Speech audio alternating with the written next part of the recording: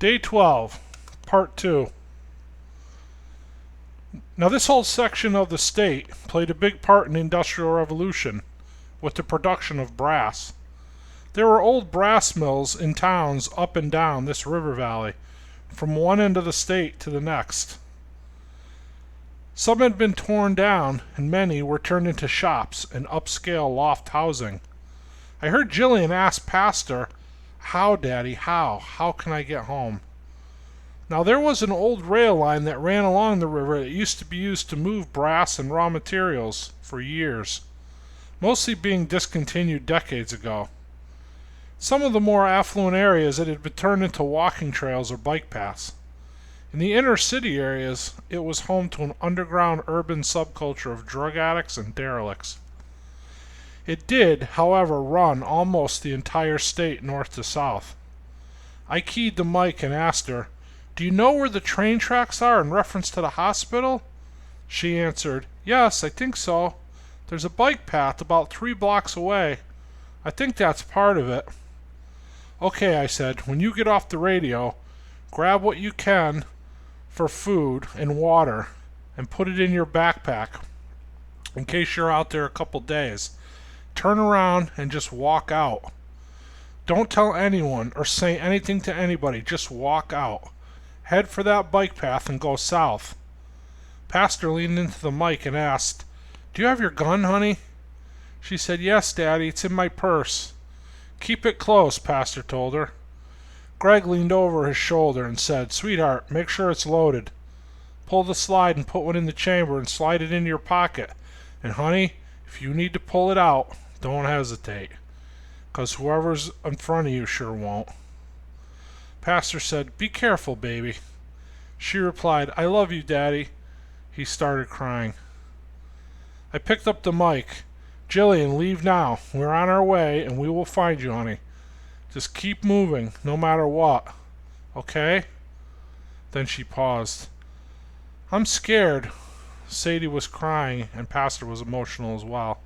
I told her I knew it was scary, but if she went now and didn't stop, we would likely have her sometime tonight or early tomorrow if all went well. I reiterated what Greg told her. I said, "Jill, keep that gun handy." I asked her if she had winter mittens. She said she did. I told her to slide the gun into the palm of her hand, put the mittens on over it. I said, "When you pass someone, grip the gun and shoot it right through the mitten if you have to." I was with Benjamin when he bought her that gun, when she first got her concealed carry permit. He purchased her a Ruger LC9. It was a subcompact 9mm with a green laser sight. He reasoned that if she needed to pull it out and shoot it quickly, the laser would allow her not to have to take the time to aim down the sight.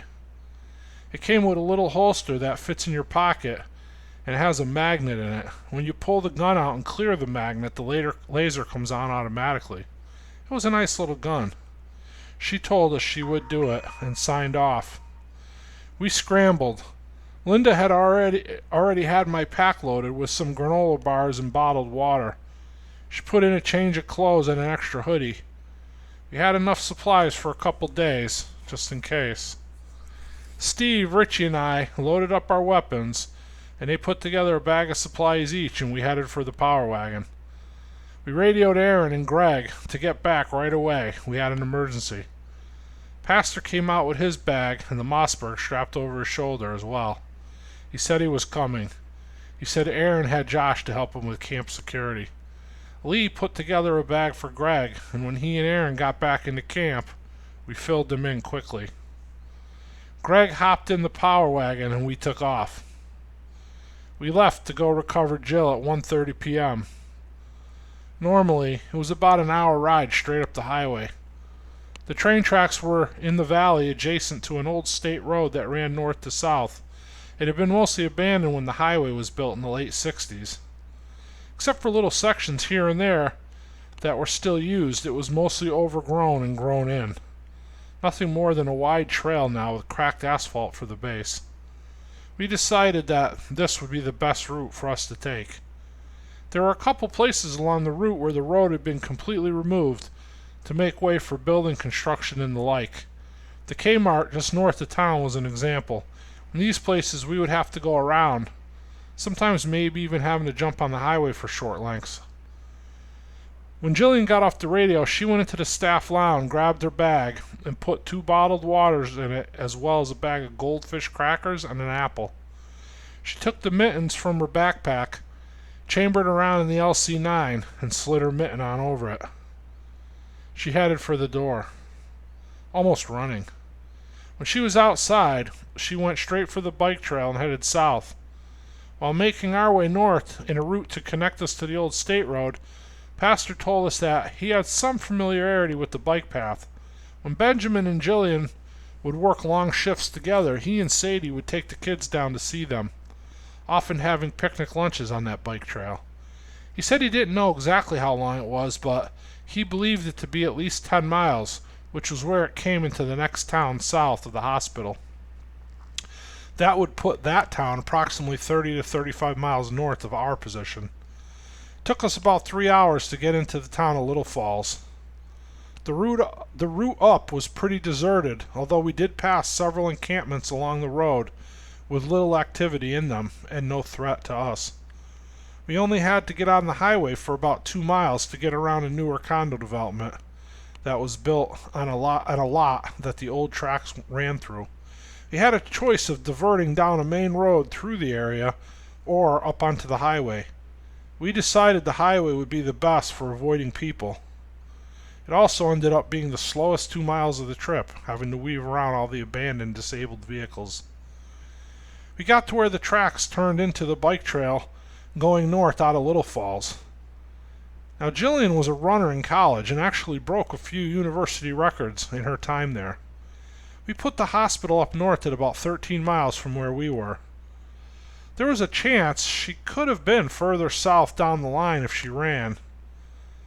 If not, she should be coming to our current position pretty soon. Even at just a brisk walking pace, we figured she could do a 20-minute mile pretty consistently. She was in excellent shape and scared. I didn't envision her stopping for too many breaks along the way, or even slowing down from a jog very much. We looked north up the trail and south down the tracks into town.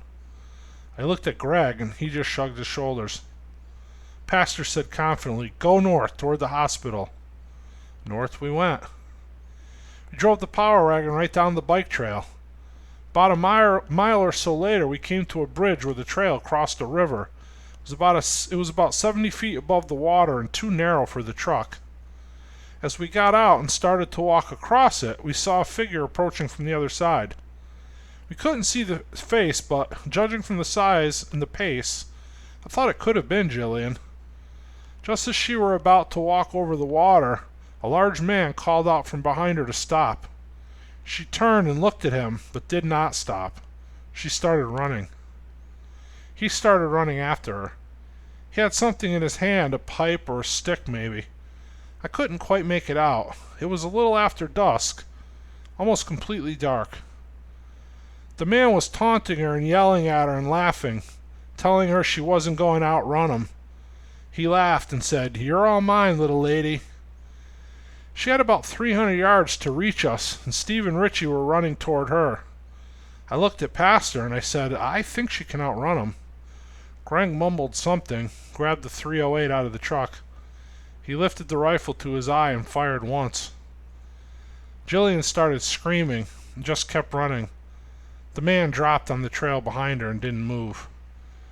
Greg, putting the rifle back in the truck, said, "Yep, you were right. She did outrun him."